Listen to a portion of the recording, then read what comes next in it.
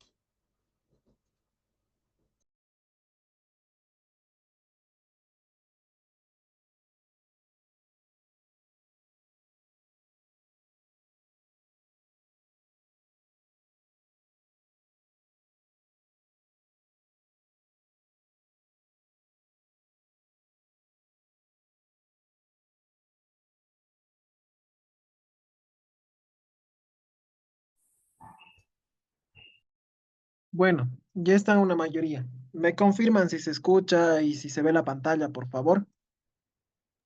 Sí, doctor, los Sí, dos. doctor, se escucha. Sí, Sí, doctor. doctor, todo bien. Todo bien. Gracias, gracias.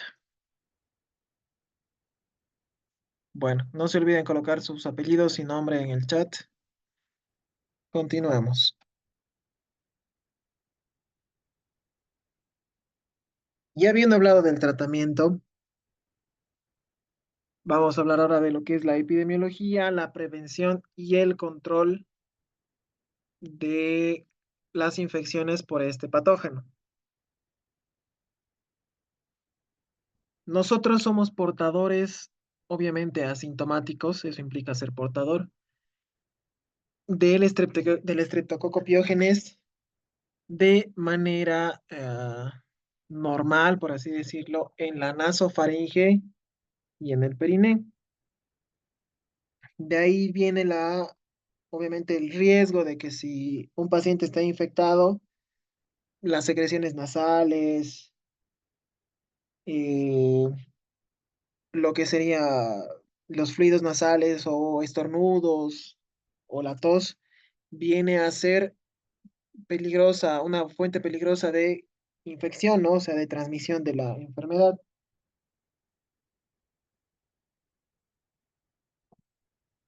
Hay ciertos estreptococos como el viridans, por ejemplo, que más adelante lo vamos a ver, o los enterococos que igual son parte de la microflora, pero solo van a condicionar infección cuando van a estar en lugares donde obviamente no deberían estar, como por ejemplo válvulas cardíacas.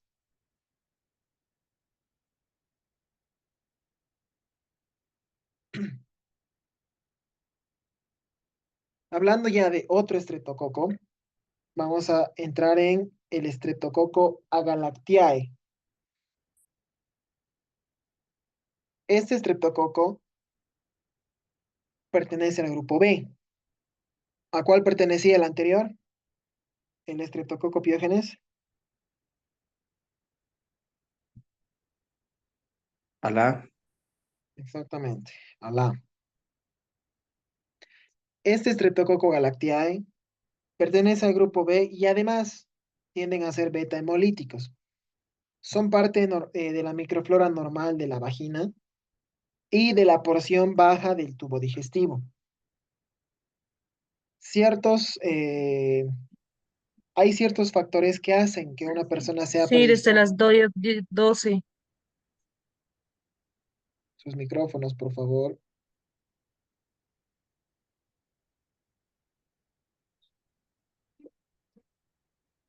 Les decía, ciertos factores van a predisponer a una persona a que presente la infección. Uno de ellos puede ser la diabetes, otro el cáncer, edades avanzadas, cirrosis hepática, que el paciente tenga un abuso de los corticosteroides y obviamente cuadros de inmunodeficiencia, ya sea por patologías o por algún tipo de alteración. Entonces, eso es importante que conozcan también.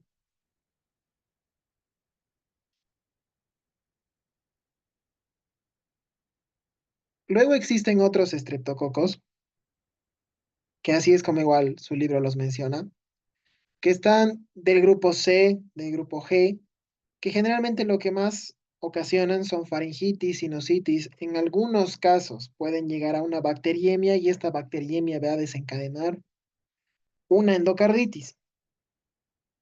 Obviamente no son muy comunes, es por eso que ni siquiera están como tal nombrados, ¿no? No están tan desarrollados. Luego existen otros estreptococos como los del grupo D, que estos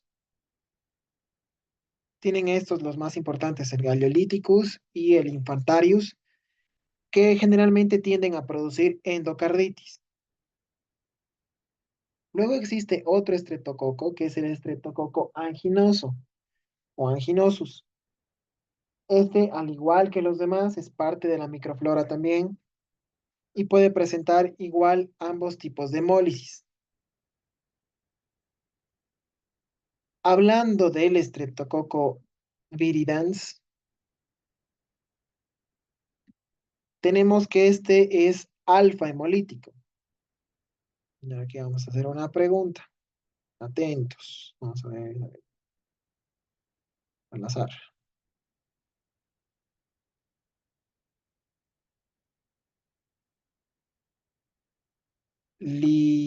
Lisette Paki.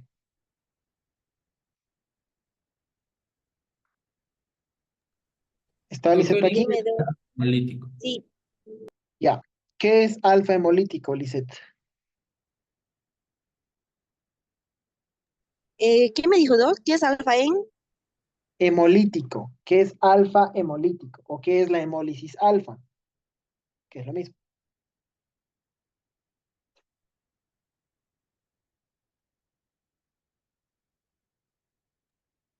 ¿Puedo responder eso? Eh, es un, es un término que se utiliza en la microbiología. O sea, es principalmente el Staphylococcus. ¿Pero qué es?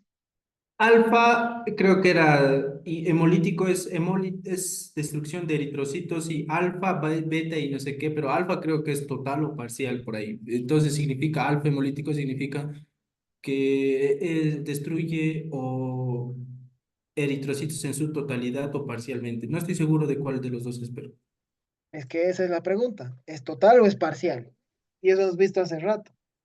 Y hemos visto No es anteayer total, también. doctor. Es Es parcial. parcial, doctor. Parte, doctor. Parcial.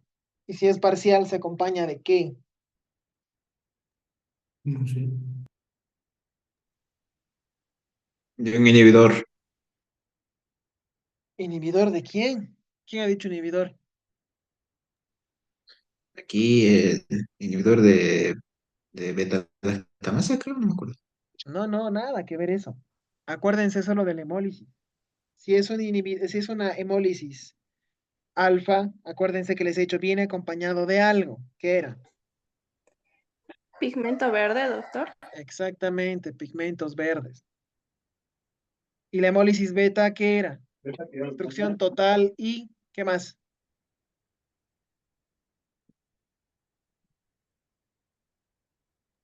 Aclaramiento de sangre también creo. Sí, exactamente. Muy bien. Estaban atentos, nomás. Nomás, nomás.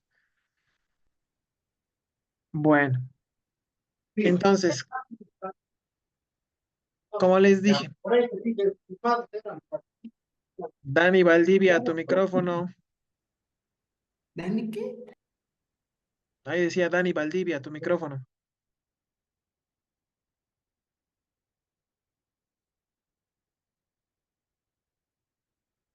Ok. Este Streptococcus viridans es parte de la microflora de lo que es el aparato respiratorio alto, o sea, las vías aéreas altas. Vale decir, eh, bueno, a ver si saben. ¿Cuáles son las vías aéreas altas? ¿Quién se anima a responder? La boca y la cavidad nasal. ¿Solo eso? Los orificios nasales, la boca. ¿Solo esos dos? ¿Nariz y boca? La No, faringe. yo creo que la faringe, nasofaringe, Doctor, orofaringe, eso en cavidades nasales hasta todo lo que es faringe, digo yo. no Ya. era todo lo mucoso. ¿Todo lo que, perdón? Todo lo que es faringe para arriba, Sí, Ya. nasofaringe. exacto. Claro, No, pero Doc, está mal. entonces, ¿por qué dicen solo nariz y boca? Todavía estaba bien. Las vías aéreas altas, evidentemente, si van de afuera hacia adentro, sí, son fosas nasales, cavidad oral, pero lo que es faringe todavía pertenece a vías aéreas altas, porque es lo que se puede evidenciar, inclusive solo ahí a simple vista con ayuda de un bajalenguas. Pero ya de lo que sería la glotis para abajo, o sea, inclusive un poco más arriba todavía, lo que sería ya laringe, que ya no la vemos la laringe, o se ve la laringe. Cuando hacen una inspección, ¿ustedes creen que pueden lograr ver la laringe? Doctor, ¿Sí? ¿Quién me habla? doctor, desde hace rato están en espera todos de mis compañeros. Perdón, perdón. Y dice si lo puede. Eh, desde hace rato están en espera todos de mis compañeros. Ah, ok, ok. Dice ¿Y si lo puede aceptar, por favor. por qué entran tarde? Les voy a preguntar por entrar tarde. No, no. Ah, ya. Sí, sí, pregúntale. ¿Por qué entran tarde? Doctor, yo ya estaba, me he salido, ya me ha vuelto a pedir que me acepte usted y dije, no, y estaba esperando. ¿Y para qué te sales? No me he salido, no sé, se ha cortado. Yo entré, pero sí al... Ah, no, creo que mi culpa fue ingresar al antiguo link y no al nuevo, porque sí estaba haciendo las otras materias. Ah, bueno. Ok, entonces les decía, este estreptococo va a ir a colonizar lo que es la vía aérea alta, lo que sería faringe, cavidad oral y cavidades nasales. Se encuentra ahí. Cuando este estreptococo va a algún lado, por sí solo no va a ocasionar daño, no es su naturaleza. Pero acuérdense que les dije hace 2 o 3 diapos que el Streptococcus viridans solo ocasiona problemas cuando se sitúa en lugares donde no debería estar. Un ejemplo, les dije las válvulas, y aquí está. Es una causa principal de endocarditis en válvulas cardíacas cuando están anormales. ¿Qué quiere decir esto? Cuando tienen algún tipo de desgaste, alguna patología, alguna insuficiencia. Pueden ocasionar endocarditis aguda y también endocarditis subaguda. ¿Cuál es la diferencia de una con la otra? La endocarditis aguda viene a ser aquella que no importa si la válvula está en buen estado, o sea, no está enferma la válvula, pero por algún motivo llegó ahí el Streptococcus viridans y va a ocasionar un cuadro agudo, o sea, algo muy súbito. Y si es subagudo, quiere decir que va a ir a afectar a una válvula que ya está, digamos, medianamente deteriorada, no está normal. ¿Ok?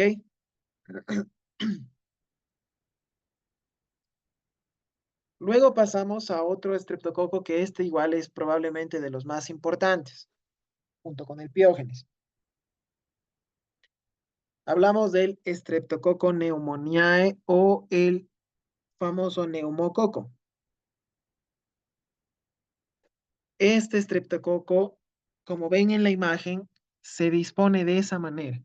Se agrupa en pares y obviamente son gran positivos. Gran positivo es todo lo que hemos visto hasta ahorita. Estáfilo y estrepto, por si acaso. Tienen una cápsula que contiene polisacáridos. Estos también van a ir a ser residentes habituales de lo que son las vías aéreas altas.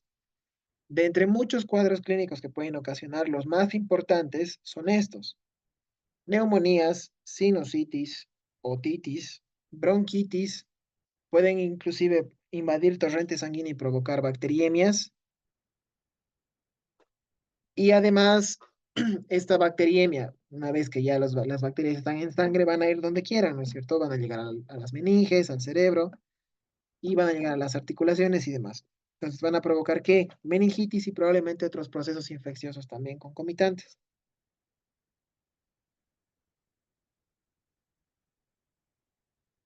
¿Cómo se van a encontrar? O sea, si vamos a irnos a su morfología, tenemos que identificarlos de manera clara. ¿Y cómo lo van a hacer? Van a ver que son, como ven ahí, que son típicos diplococos, o sea, se llaman de esa manera, esa agrupación son diplococos, van bien en duplas. Y estos pueden ser extraídos desde las lesiones, si fuesen lesiones, qué sé yo, ejemplo, en esputo, o si solamente son lesiones de, en una otitis que está supurando y tiene pus, entonces se saca esa muestra, se hace la adecuada, el extendido y la tinción y demás, y se puede identificar ahí. La fermentación que ocasionaba, ¿para qué fermentaban las bacterias ciertas sustancias?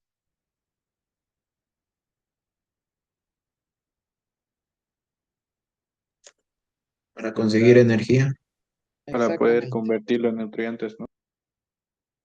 Más que en nutrientes, energía. Entonces, el Streptococcus pneumoniae fermenta glucosa y produce ácido láctico justamente para obtener ATP, para obtener su energía y obviamente gracias a esta energía realizar sus funciones metabólicas normales. Este estreptococo en su pared, o bueno, como dice, y en la pared del neumococo, va a tener peptidoglucanos, igual que todas las bacterias gram positivas. ¿En cuánto porcentaje de peptidoglucanos tienen las gram positivas? ¿Cómo? 80% más. 80% o más, exactamente. Y además van a obtener ácidos teicoicos, que es parte de su estructura también, no la principal, pero es parte de. Ahora, si hablamos de la patogenia, o sea, ¿qué es lo que nos va a condicionar? Ya los cuadros clínicos los hemos visto, qué tipo de enfermedades. Ahora es importante saber acá cómo identificamos a ciertos serotipos, que este estreptococo también tiene varias variantes, como les había dicho alguna vez. En los adultos, el tipo 1 al 8, o sea, el 1, 2, 3, 4 hasta el 8, son los causantes de más o menos el 75% de los casos de neumonía en adultos. Y en niños, la neumonía suele ser causada por los tipos 6, 14, 19 y 23. Ahora ustedes me preguntarán, ¿es importante saber esto para el examen? Sí, es importante, va a entrar. ¿Por qué? Porque para el desarrollo de las vacunas es importante saber qué cepas cubren y cuáles cepas son las importantes, sobre todo en niños, porque las vacunas generalmente vienen para niños. Entonces, un ejemplo, si yo les voy a decir, la vacuna con los serotipos 1 al 8 es ideal para los niños en edades de 1 a 5 años. Y si no saben cuáles son los serotipos, van a decir, ah, sí, es vacuna, punto, está bien. No, no, no es así, ¿ok? Entonces tengan cuidado con eso, sí es importante esto.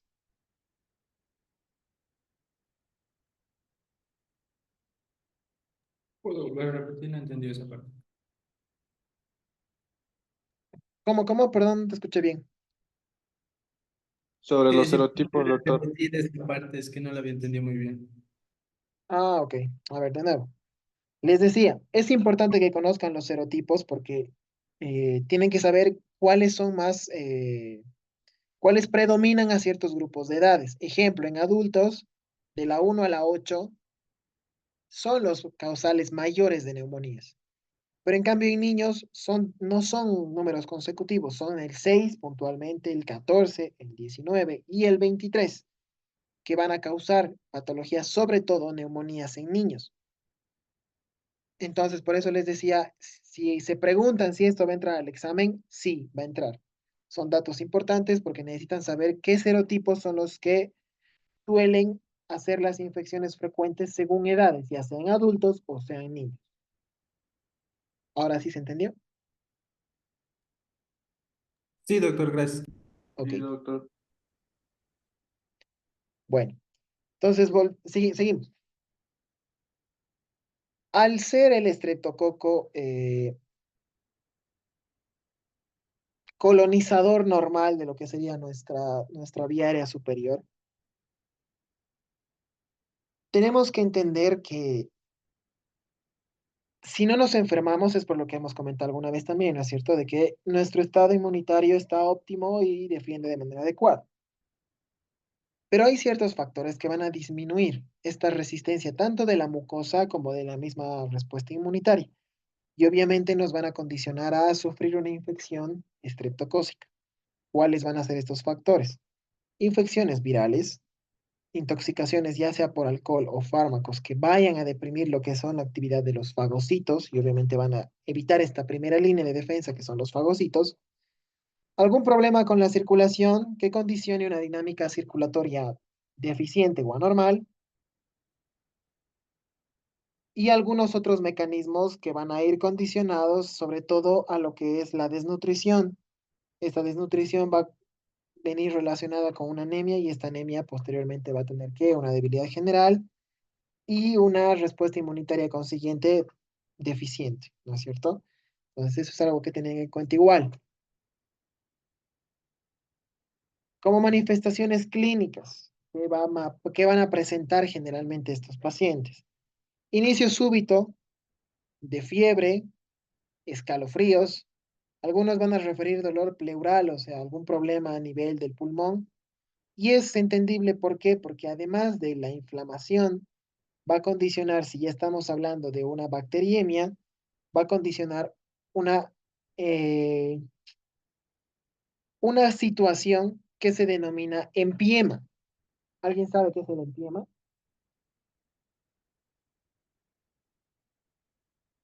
O sea, les pregunto, pero ahorita supongo que pueden buscar en Google, qué sé yo, pero bueno, no importa. La cosa es que no. ¿Saben qué es empiema?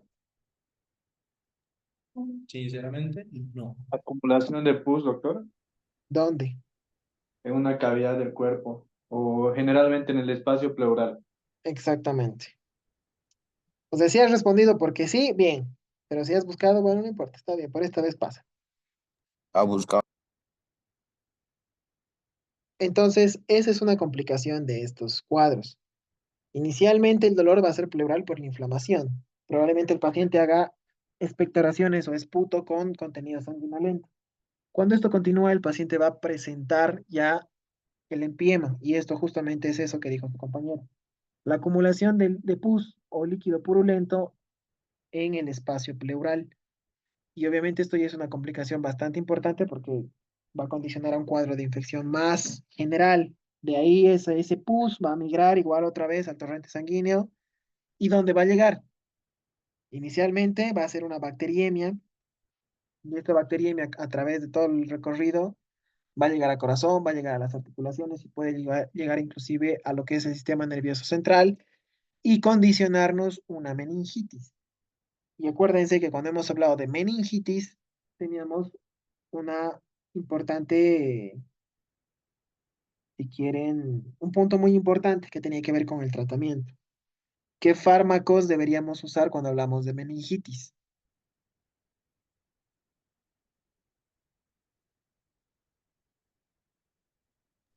Los fármacos fuertes, doctor, los de Mm, amplio espectro. No necesariamente los más fuertes, ¿no? Si te diría un ejemplo nada más. Yo le quiero dar cefalexina a mi paciente con meningitis, ¿me servirá?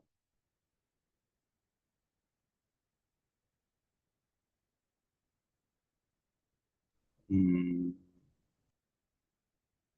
¿No sería la vancomicina, Doc? Podría ser, pero lo que no quiero es que se vayan todavía a los medicamentos más, digamos, más fuertes. Quiero que vayan escalando. Nunca se acostumbren a ir a lo más fuerte primero. Por eso les doy el ejemplo. Yo Cefalosporinas quiero, podría ser. ya, pero la cefalexina es una cefalosporina. Por eso te digo, ¿será que sirve si le doy cefalexina? ¿Sí o no? Si es sensible, si es sensible, sí, en cepas sensibles. em, lo que hay que ver es que si el medicamento puede penetrar en el ¿cómo se llama? Exacto, Tiene eso es otro. lo Ujú. importante. Que sea sensible o no, no me importa si es que no es un medicamento que no va a penetrar al sistema nervioso central. La cefalexina es de primera generación y no alcanza al cerebro, no llega en condiciones óptimas. Entonces, de nada me sirve saber que es sensible si sé que no me va a sacar del cuadro. Entonces, yo necesito una cefalosporina de tercera generación para arriba, o sea, tercera y cuarta. La cefalexina es de primera generación, no me sirve para nada. ¿Ok? Eso es algo importante, no se olviden. Y eso igual estaba en su examen, así que espero que no se hayan equivocado. Tratamiento. Como les había dicho, para generalmente todos los cocos, el tratamiento de elección es la penicilina, siempre. Ahora, ¿cuál es el detalle acá? Que una gran parte de la gente es resistente a la penicilina, o si, o si vale el término también, gran parte de los microorganismos se han vuelto resistentes a penicilina. Entonces, aquí, ¿qué es lo que hay que hacer? Siempre van a ver en todas las diapos de ahora en adelante, se los advierto, de que siempre va a decir penicilina fármaco de elección. Y yo después les hago la misma aclaración. Hay más resistencia a penicilinas, pero entonces, ¿para qué pongo? Para que se den cuenta que así siempre está en el libro y hay que ir por el, o sea, por cómo nos dice exactamente la bibliografía, ¿no es cierto? Pero ustedes tienen que tener en cuenta que ya casi no son de mucho uso las penicilinas. Si bien sí se usan, pero ya no es tal cual el tratamiento, así, el primero que voy a usar porque ya hay mucha resistencia a estos. Y entonces, como ven ahí también, algunos de estos que son resistentes a la penicilina van a ser también resistentes a la cefotaxima. Y aquí entra otra pregunta. ¿Por qué si es resistente a la penicilina me va a ser resistente a una cefalosporina? ¿Qué tiene que ver?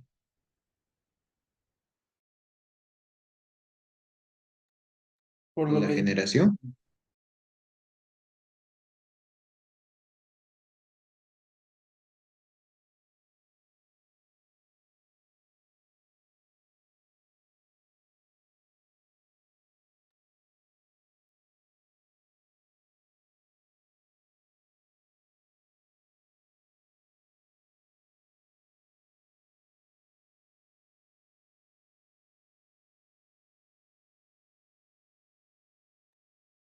¿De qué generación es la cefotaxima?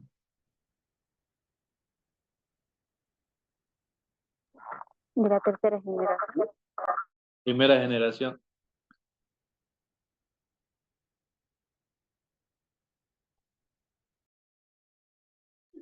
De segunda generación. ¿Qué tiene que ver la generación con la penicilina? Es de tercera, por si acaso.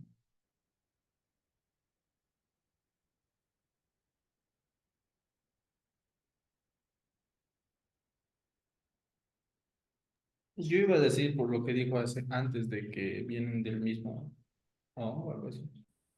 Exactamente, comparten casi un origen, entonces puede ser que haya una resistencia cruzada, eso se llama resistencia cruzada.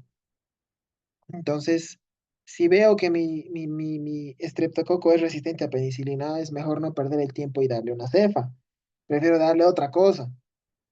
Entonces, obviamente aquí van a ver que les dice resistencia a tetraciclinas y eritromicina. Pero no quiere decir que todos lo sean, ¿no es cierto? Entonces podría intentar darle un macrólido, no pierdo nada. Ahora, obviamente, si veo que en 2 días no tiene efecto, entonces, bueno, mandaría a hacerle un antibiograma y así ya sé exactamente a cuál es resistente y a cuál es sensible. Ahora, si tengo el tiempo necesario y mi paciente no está muy complicado, pero sé que su infección es por estreptococo, podré mandar un cultivo tranquilamente y en 3 días me sale mi antibiograma y me va a decir qué puedo hacer. Porque acuérdense que estaríamos hablando, generalmente estos cuadros se desarrollan en niños. Entonces, lo que se puede hacer en los niños inicialmente es medidas de sostén y evitar fiebre, evitar deshidratación, evitar malestar general, complicaciones y demás, pero sí optar por un buen antibiograma y un cultivo para poder dar un tratamiento adecuado y no solamente decir y jugar a, ok, veremos si este le pega o no. Y obviamente tampoco vamos a irnos directo a la vancomicina porque como les digo, no se acostumbren a ir a lo más fuerte, siempre vayan escalonando. Es como que yo les dijera, hablando así de farmacología netamente, te duele tu cabeza y no te vas a tomar morfina, ¿no es cierto? No te vas a hacer inyectar, perdón, morfina. ¿Te va a aliviar? Por supuesto que te va a aliviar.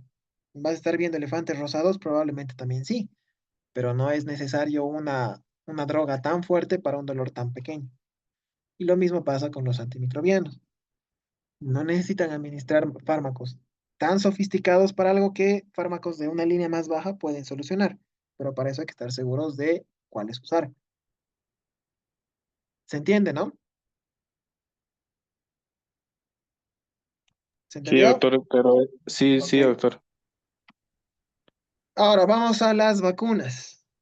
Aquí ya vamos a entrar. Y les he dicho, en todos los fármacos, perdón, en todos los microorganismos que veamos de acá en adelante, y si son prevenibles por vacunas que están en nuestro programa de vacunas, les voy a dar las vacunas. ¿Van a entrar al examen? Sí, también van a entrar al examen. Entonces tienen que tener cuidado de esto. El estreptococo pneumoniae o neumococo, como se le conoce, algo importante con las vacunas es lo siguiente. No piensen que por vacunarte no te vas a enfermar. Igual te puedes enfermar. El detalle está en que no vas a enfermar formas graves. No te van a llevar al hospital probablemente esas enfermedades si estás vacunado. Entonces, esta vacuna antineumocócica me cubre neumonías y meningitis causadas justamente por este estreptococo. Su vía de administración es intramuscular en el muslo del pequeño y la primera dosis es administrada a los 2 meses, la segunda a los 4 meses y la tercera a los 6 meses. Las 3 dosis son 0,5 ml. Vale decir que en esos 6 meses el niño estaría recibiendo 1,5 ml de la vacuna. Entonces no se olviden, 3, 4 y 6 meses, vía intramuscular, vacuna antineumocos. ¿Ok? Y así vamos a ir viendo con otras patologías que tengan vacuna, igual les voy a ir dando la información. Luego tenemos el último grupo de los estreptococos, que está relacionado y se llaman enterococos. Estas vienen a ser del grupo D. También son parte de la microflora normal. Estos no son hemolíticos, pero en algún caso, algunas veces se ha visto que tienden a ser hemólisis alfa. ¿Qué era la hemólisis alfa? Destrucción parcial de eritrocitos. Eso. Exactamente, destrucción parcial de Listo. eritrocitos. Estos enterococos tienen una característica que son mucho más resistentes a la penicilina que los estreptococos, por lo cual cuando estamos ante una infección de estas es mejor iniciar con algo un poco más fuerte. No irnos a la vancomicina directo, pero sí iniciar con algo un poco más fuerte que la penicilina. ¿Y qué es ese más fuerte? Generalmente son combinaciones de fármacos. Como ven ahí, les muestra ciertas especies como el Paesium y el Propolis que son más resistentes, pero lo que se debe hacer es utilizar combinaciones.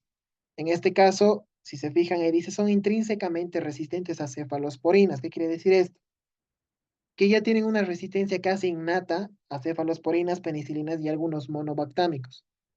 ¿Qué tienen en común esas tres familias? Inhiben. ¿A quién inhiben? Destrucción de pared. La Ya. síntesis de pared. La síntesis de pared celular, pero además pertenecen a una familia aún más grande. ¿Cuál era? A los beta-lactámicos.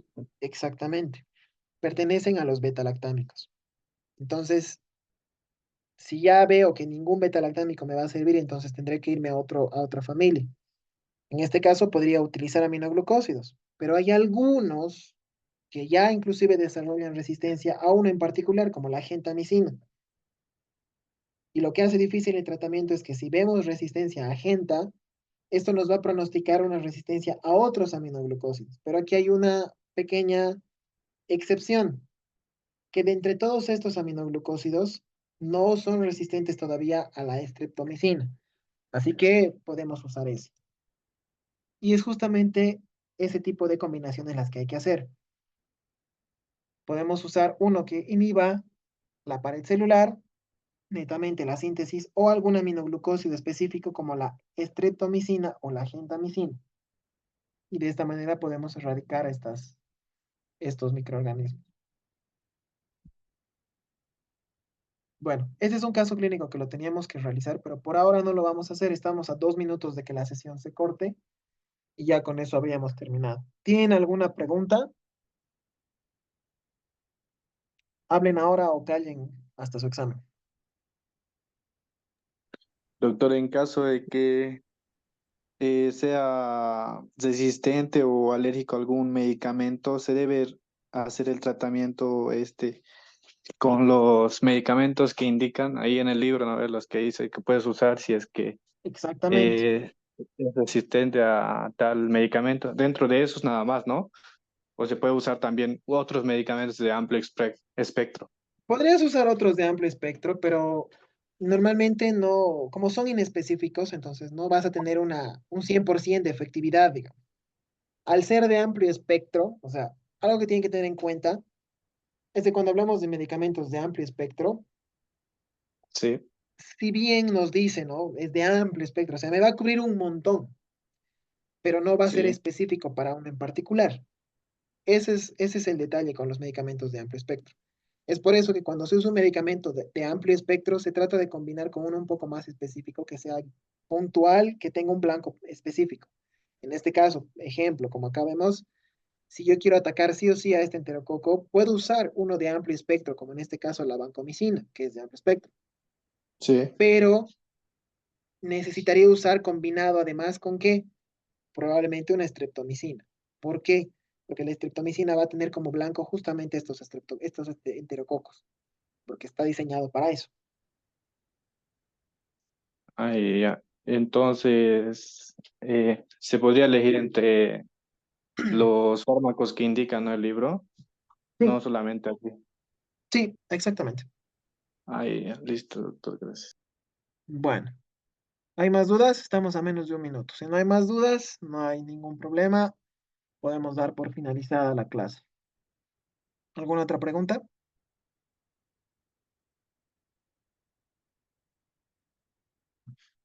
Bueno, creo que no. Entonces, eso sería la clase de hoy, muchachos. Nos vemos el día... ¿Cuándo nos vemos? El miércoles. No sé si será virtual, no creo ya, pero ojalá que no. Así que eso sería todo. Que tengan buenas tardes. Hasta Hasta luego. luego. Nos Adiós, vemos, nos doctor. vemos.